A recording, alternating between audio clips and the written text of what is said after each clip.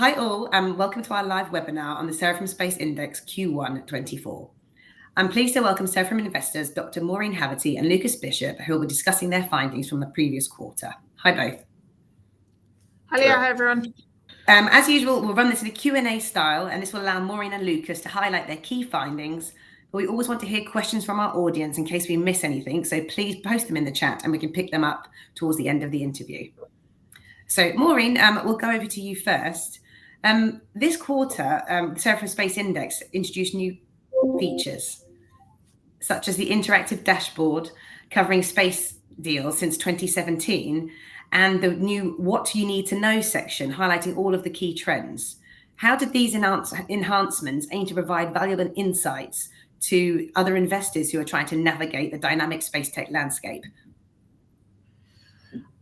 So first of all, we've been planning on implementing both of these features for some time. So the dashboard, we hope, will kind of emulate some of the insights that we have by looking at the background data to the index. So everyone should have a look at it. Hopefully it's got all the deals that we've looked at, not drilled down by individual company, but it's got all of the deals. You can drill into it by quarter, by sector, by stage, and you can really see how the trends are evolving over the last 7 years. And I think hopefully you'll find some interesting facts there yourself. And then what you need to know is meant to capture the news trends that we've seen in the previous quarter that basically we think are most important to us and are likely to invest our investing decisions, the fortunes of our portfolio companies and companies just generally in the space sector, and I think other investors' investing decisions as well. So it's kind of more of a qualitative assessment than the dashboard, which is obviously totally quantitative, and it's also a look ahead. So here are the trends and how are they going to influence investment happening. Awesome, thanks Maureen, and we'll still be producing the original PDF on our website as well, which will have a deeper dive into everything we're going to be talking about today. So if anyone, we will also post that in the chat after this, so anyone can have a look and follow up on anything we've discussed. Lucas, let's go to you. Let's talk about investment stage. What have you observed this previous quarter? Where has the money been going? Stage companies, and why? Yeah, so to start off, the headline figure for total investment. Oh, I'm getting a really bad feedback from you, Leah. Anyway, yeah, so the headline figure for total investment for the last quarter was 2.4 billion. Unusually this quarter, Series A led by far with 1.3 billion of that total, which was almost entirely as a result of a very large deal into a Chinese mega constellation, which was dubbed a Series A. They raised close enough to $1 billion, about 940 million, which obviously skewed the total investment in the quarter very heavily towards Series A.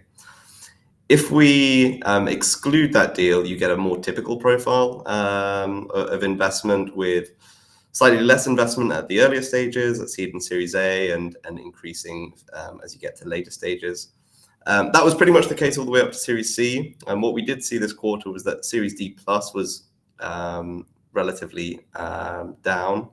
So it kind of seems to show that at least for this quarter, those early mid-stage growth rounds were doing quite well, with some of the most promising startups in the space ecosystem raising big of good momentum. But the absence of more established later stage space companies like SpaceX or like when OneWeb was raising has made the Series D plus round significantly smaller.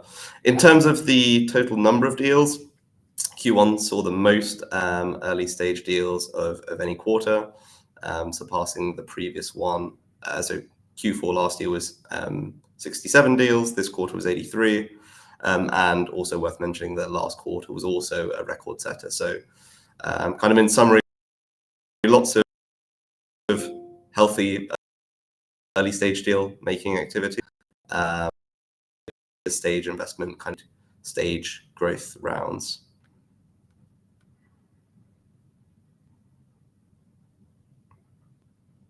Awesome. Thank you, Lucas.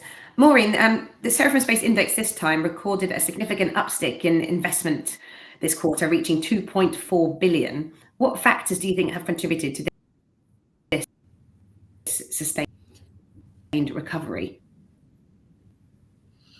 So to a certain extent, having that very large round from Yansan satellites or Shanghai satellite technology definitely has supported a very large or an improved quarter this year.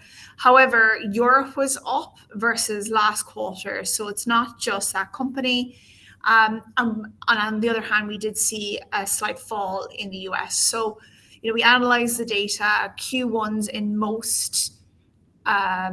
in most years tend to be lower than the rest of the quarter. It's not indicative of a terrible year ahead. And the reason is simply that deal making really slows down towards the end of a calendar year. People go off on holiday, and it means it just takes longer for deals to close in Q1. So we're not concerned about the US yet, but we'll be obviously keeping an eye on it. Why do we think that we've seen the sustained three quarters of recovery when general tech has been way down? We think that a lot of companies have really taken the last 18 months to focus on revenue, building up their revenue, focusing on maximizing revenue, and that has allowed them to pursue large growth rounds. We think the geopolitical environment has very much driven a focus on defense and the intersection of space and defense, and that has led to some very large rounds. And I think ultimately we should never forget that what companies are doing in space it's not optional. It's not a nice to have, particularly for the government. The services that space companies are providing is totally crucial, but it means that even in times of economic uncertainty, companies are still generating revenue because they're doing something really useful and important. Lucas, Maureen just touched on the Chinese satellite reaching funding around 984 billion, and it gathered attention as the largest Chinese deal and the 5th largest deal globally. How does this investment reflect China's ambitions in the space industry, particularly compared to players like the US? Yeah, well, I think in all things that China's doing currently, they have very long-term ambitions, and that remains true for space. China has a clear development roadmap for space, which is well underway. They brought their space station online and it's operational currently. They have ambitions to land people on the moon in 2030, which is obviously the things kind of on the more government side. So I think in absolute terms currently, they are to a degree behind the US, but it's clear that across science, exploration, and in commercial space, they're making a significant effort to catch up and potentially eventually surpass the US. So specifically in the commercial sphere, China has been responsible for a lot of very large rounds, not just the most recent mega constellation deal, but also for rockets and satellite manufacturers, often businesses building similar capabilities actually to what SpaceX has already developed for the West. And investors in these rounds, unsurprisingly, have often had much. China is looking to develop their space ecosystem and compete with what we have in the West.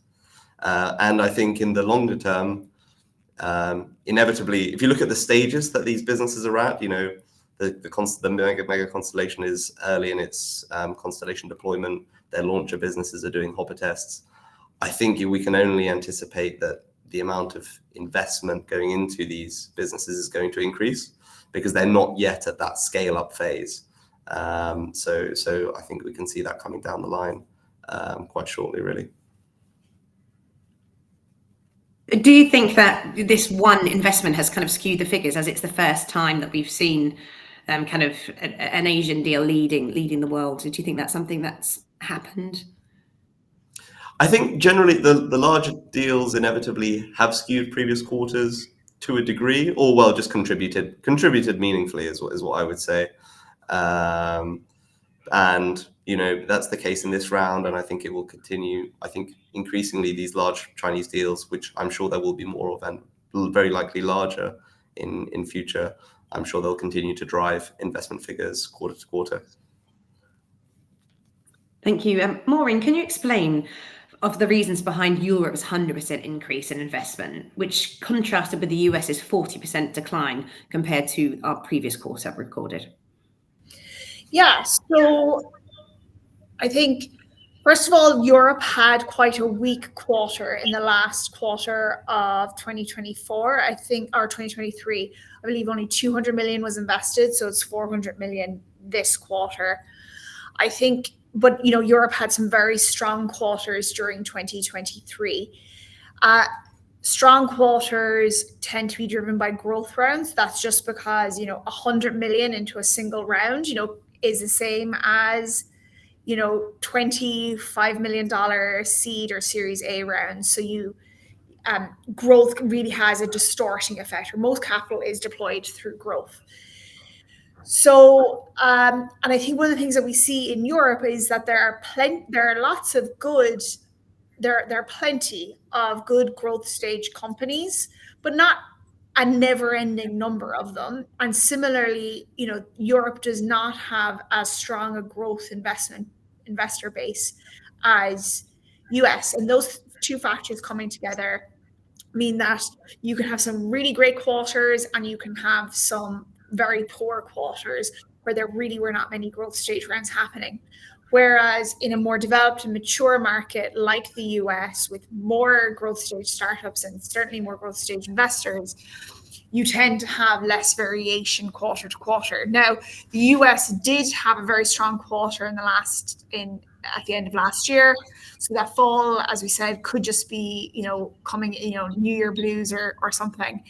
But it's still that 600 million, I believe 600 million was invested or thereabouts in the US in this quarter. So it had a 40% drop, but it was still higher than Europe. So I think that's just really a testament to the strength in the US. Yeah, so we'll see, obviously, the European market just evolve over time, hopefully, and getting stronger and stronger. That makes perfect sense.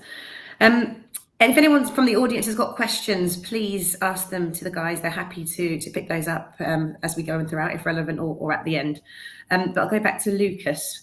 Lucas, the top 10 deals of the quarter featured notable European companies, such as D-Orbit, one of our portfolio companies, Unseen Labs, and, I'm not sure how to pronounce this one, Exodigo. Apologies if I've got that one wrong, which secured significant growth funding. How does this highlight the evolving landscape for European startups to access capital? Yeah, I think it kind of points to what Maureen was just talking about. I think we usually see a couple of deals in the top 10, but I think these 3 deals were all in the top 5, all of which were European. So it kind of demonstrates why Europe had a pretty good showing in terms of investment at 400 million, as Maureen said. Typically, taking an average over the last couple of years, European investment tends to hover around 250 million. So yeah, it only takes a small number of European growth deals to see quite improved performance in terms of investment. I think it just demonstrates that, in spite of the economic environment and in spite of the fact that growth funding tends to be a little bit more difficult for EU businesses, there's still growth funding available for the best performing of EU startups. And the list doesn't just end with these 3. I mean, just in this quarter already, we saw iSci, one of our businesses, close a 90 million round, which was just announced. So kind of suggests that the outlook for European investment this quarter is also already off to a good start. Thanks, Lucas. Maureen, I know you touched on earlier the what you need to know section, but how do things like lunar landing, Starship tests, advancements in direct-to-cell technology help shape investor sentiment and decision making within the space sector, and potentially perhaps other investors as well who are not only investing in space? Yeah, I think maybe let's go through some of those and how I think they might influence how I think about the space and maybe some other investors as well. So as early as mid-2022, we started to see a lot of very early stage lunar companies trying to raise funding. And one of the key arguments was, well, commercial lunar payload programs. So CLIPS and Artemis are really going to open up the moon for commercialization. And we want to take advantage of that, either cheap launches or, there's going to be a highway back and forth between Earth and the moon, so we can take advantage of that, or there's going to be services required on the moon. And I think one of the key questions that many people had was, yes, but is that schedule going to slip? And so far, the schedule actually seems to be holding. And I think that there was a reasonable level of success for the lunar landers this quarter. And, some of those were startups. And I think that's all indicative that the moon could really start to be commercialized on a realistic, as in within this decade time frame. So, definitely not all the questions have been resolved about the moon, but I think people definitely will have gained a lot of confidence from the success of those landers this quarter. And I think that will influence whether people invest in some of those companies or not. Satellite direct to cell, I think that's a key area where it's competition from other suppliers, or competition, your major competition, so Apple worried about Samsung or vice versa, and what products and services they're providing really forces innovation in this area and forces investment. So we saw a lot of news items related to that in 2023. That obviously has continued on in 2024, has driven investment in companies like Skylo and AST, but also, Starlink is really putting pressure on all those companies by actually demonstrating that they can deliver text using their satellites. So I think it's a competitive momentum that's going to drive investment and progress there, and actually also adoption of those technologies by some companies. And then personally, for me, what was really interesting about China is that I think most people who watch this space are really familiar with how worried the US is about Chinese capability in space and wanting to maintain by far the dominant global player in space.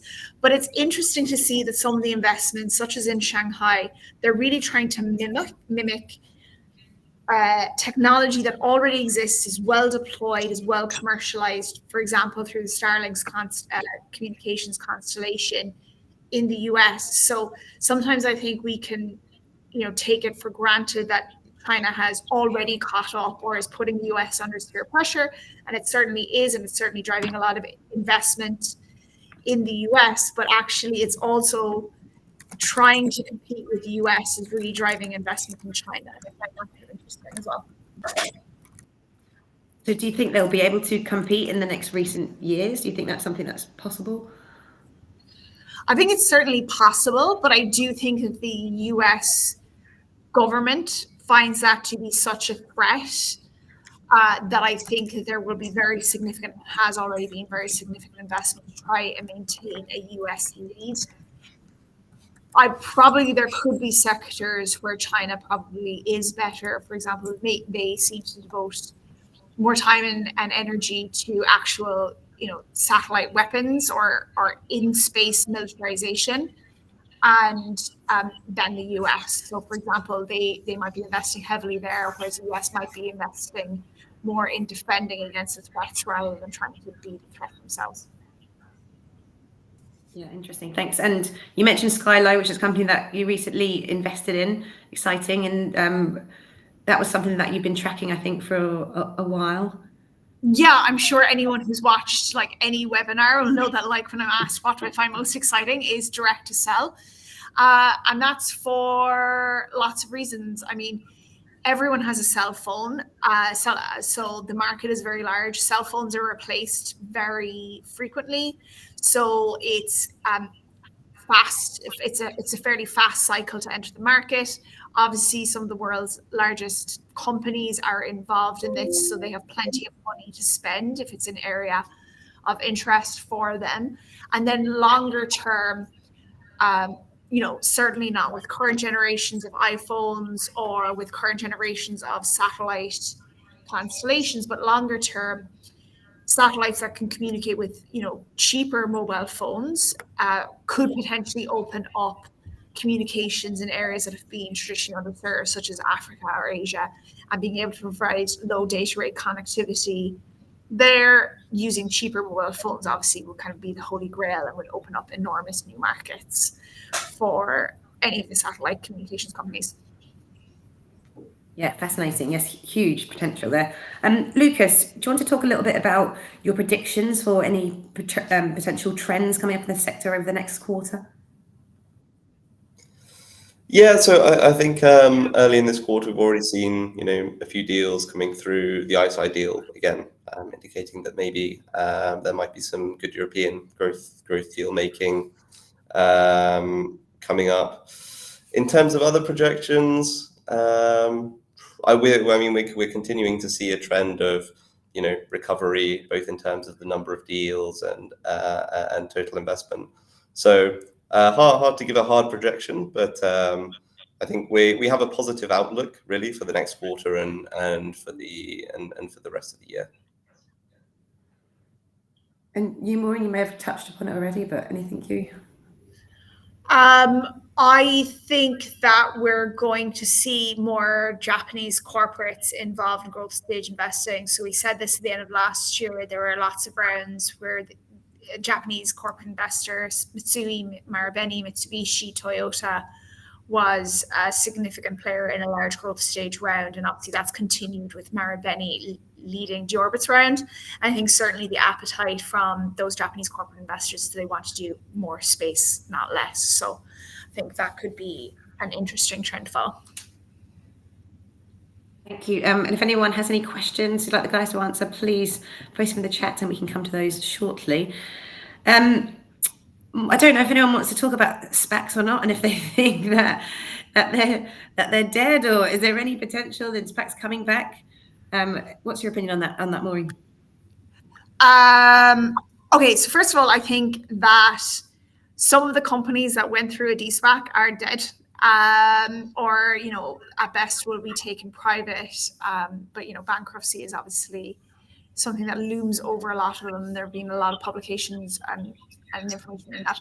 I think some of the companies, maybe the Planets, the Rocket Labs, and the Planets, Rocket Labs, I think they're good companies. They just came to market via de-SPAC, and obviously they're clearly focused on maximizing revenue and getting to profitability. I guess one of the key differences between a SPAC and an IPO is that in general you have to be profitable by the time you go to an IPO. So they're definitely coming to that later. In terms of as a means for fundraising, I think yes, I think effectively it is dead for some time. It seems to be that there's a boom and bust cycle of SPACs. People, I think the last SPAC was SPAC boom was well over 10 years ago. So I don't know how long it'll be before we have a new SPAC trend. Thank you, Maureen. Anything on M&A you want to mention or bring up? I think we probably have not seen as much M&A. I think M&A, we saw some big deals last year, and I think we have not seen as many yet. So I'm not sure on that. Just as I said, what my big prediction was about Japanese corporates, we're going to see, I think, way more startups built around. Starship is going to be successful. It's just a matter of when, probably sooner rather than later. What can I do with my enormous satellite? What can I do with the payload volume and mass I have available with Starship? So more really large satellites, I think, and more really large space structures. Thanks, Maureen. We had a question. It's around our new fundraise. Yes, we're all very thrilled that we've raised some money. And I think, Maureen, if you want to comment on, I think, we're planning to invest in early stage companies and, help our accelerator out. If you want to maybe add a little bit of color on that, that would be great. Yeah, I think it's an early stage fund. So it's basically really pre-seed up to Series A. And obviously, we have a growth stage fund with the Seraphim Space Investment Trust. So this really allows us to play a lot earlier in the market. And so we're always looking to meet more space companies, more new space companies, even if you're in stealth. And what key areas we'll be looking at. Some of the same key areas as we have, you know, in the last growth stage funds, so very much space for Earth.